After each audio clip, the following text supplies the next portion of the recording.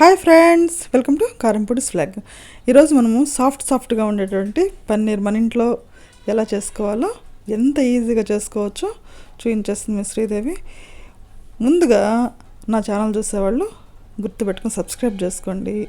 మీ ఫ్రెండ్స్కి, బెస్ట్ ఫ్రెండ్స్కి అందరికీ షేర్ చేస్తారనుకుంటాను. మీ వీడియో నచ్చినట్టయితే ఇక లేట్ చేయకుండా మన వీడియోలోకి వెళ్ళిపోతూ, ముందుగా 1 లీటర్ పాలు తీసుకొని స్టవ్ మీద పెట్టేసి మీడియం ఫ్లేమ్ మీద చక్కగా కాగనివ్వండి.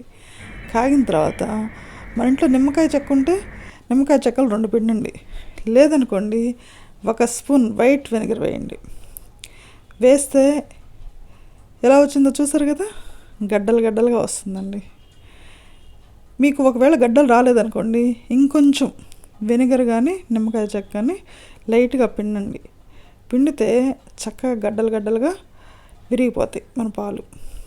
తీసి పక్కన పెట్టేసుకొని స్ట్రైనర్లో వడగట్టేసుకుందాం.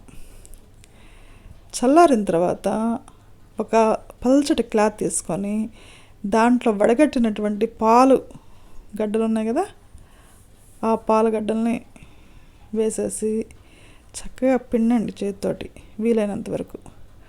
పిండితే వాటర్ అంతా పోతుంది కదా, ఎక్సెస్ వాటర్ అంతా.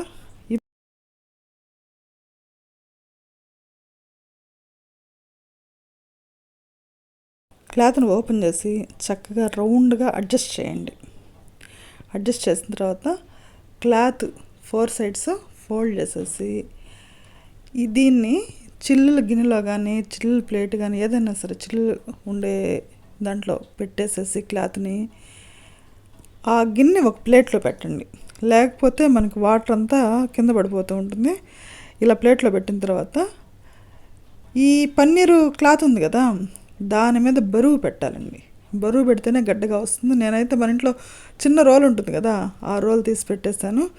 మీ ఇంట్లో ఏది ఎక్కువ బరువు ఉందనుకుంటే అది బరువు పెట్టేసి ఒక 1 అవర్ వదిలేసేయండి. వదిలేస్తే చూసారు కదా కిందకి నీళ్ళు ఎట్లా కారుతున్నాయో, ఈ విధంగా నీళ్ళంతా కారి గడ్డగా తయారవుతుంది. గంట తర్వాత ఎలా ఉందో చూసేద్దాం. 1 అవర్ అయిపోయిందండి. ఓపెన్ చేస్తున్నాను. చూసారు కదా, కేక్ ముక్కలాగా వచ్చేసింది మనకి. దీన్ని చిన్న స్క్వేర్లుగా కానీ డైమండ్స్గా కానీ మనకి ఏ షేప్ కావాలంటే ఆ షేపు స్లోగా కట్ చేసుకోండి చాకుతోటి. చూసారు కదా ఎంత సాఫ్ట్గా ఉన్నాయో ముక్కలు, ఎంత తెల్లగా ఉన్నాయో, చాలా సాఫ్ట్గా ఉన్నాయి. ఇది వారానికి 1-2 సార్లు తినొచ్చండి. హెల్త్కి మంచిదే. ఇది మన ఇంట్లో చేసింది అయితే చాలా బాగుంటుంది. అసలు ప్యూర్ అని మనకు తెలుస్తుంది కాబట్టి హ్యాపీగా ఎంజాయ్ చేస్తూ అన్నము, చపాతీ, పరోటా, తర్వాత పూరి అన్నిట్లో చాలా బాగుంటుందండి ఈ కర్రీ కూడా ఒకసారి మీకు చేసి చూపిస్తాను. రకరకాల వెరైటీస్ చేసుకోవచ్చు ఈ పన్నీర్ తోటి. ఈ వీడియో మీకు నచ్చే ఉంటుంది అనుకుంటా అండి. మీకు తెలిసిన వాళ్ళందరికీ షేర్ చేస్తారనుకుంటాను. మీ సపోర్ట్ నాకు చాలా అవసరం. మరో మంచి వీడియోతోటి మీ ముందుంటా. ఇంట్లోనే ఉండండి, సేఫ్గా ఉండండి.